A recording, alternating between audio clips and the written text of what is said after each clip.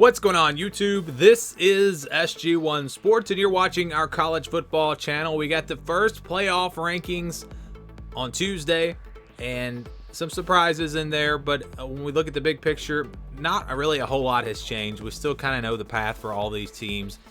There are maybe some things that the committee did that could possibly, like Michigan, Ohio State both being ahead of TCU where they're at. What if Michigan beats Ohio State? Is there going to be enough for TCU to pass on Ohio State if Ohio State's all the way up at number 2? So there are definitely some things that could possibly play out to make some controversy for sure at the end of the season based off of where the teams are ranked right now. But as far as my predictions go, I don't think really a whole lot has changed. I'm just having a hard time. I'm having a hard time picking a few games that are going to change everything. I mean, they're going to change the playoff picture. Tennessee, Georgia, LSU, Alabama, Michigan, Ohio State, the SEC championship potentially. There are like 4 or 5 games. Clemson, will they lose a game? Will TCU lose a game? There are only a handful of games that are really going to completely change things depending on how they go. And so I'm trying to predict those games, trying to look down the road and pick how things are going to go. These are my updated predictions, and they're going to look a little bit different than what you've seen in previous weeks.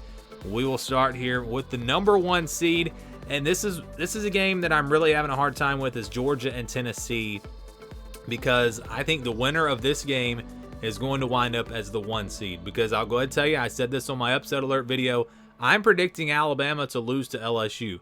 Maybe that's a crazy prediction. I just see a lot of signs there that point towards a potential upset.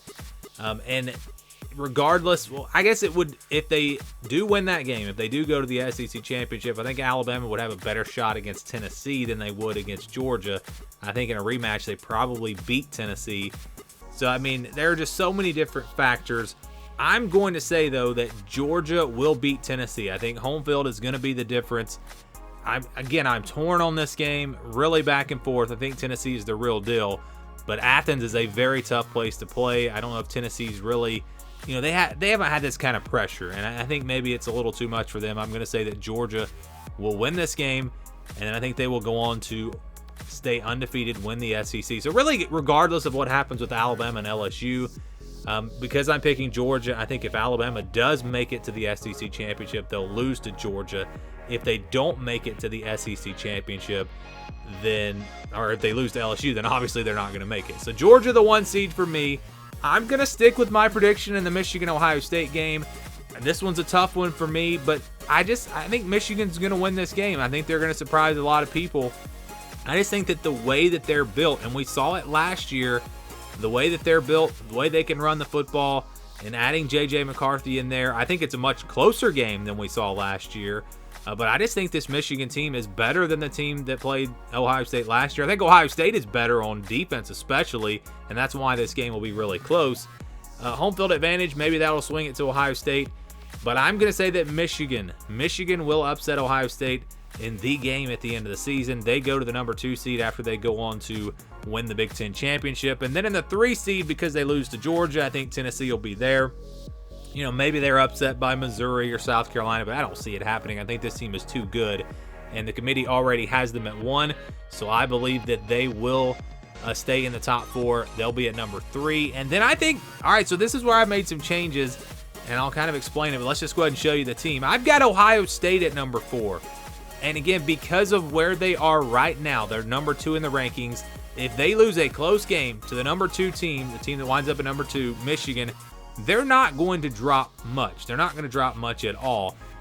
I kind of think Clemson maybe loses a game, though. I think that Clemson, maybe it's Notre Dame this weekend. Maybe it's a Louisville team that has been up and down, but at times looked really good this year.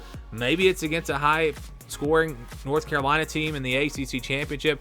I'm starting to think more and more that Clemson might trip up in one of these final games. They've got too many flaws. We've seen it at times. Where they've had some issues. Even if they go undefeated, though, Michigan's going to pass Clemson. An undefeated Michigan will pass Clemson. I feel confident in that. But does Ohio State drop below Clemson if they're already a couple of spots ahead of them? I mean, that is really intriguing there. I don't know what the committee would do. It's hard to imagine Clemson not getting in if they're undefeated. But I'm going to say that Ohio State It actually goes to number 4, and we get Georgia, Ohio State, Michigan, Tennessee. So the teams that are just going to be left out, Oregon, TCU, and Clemson. I think all these teams will have one loss. I think Oregon's going to win the Pac-12, but it's not going to be enough.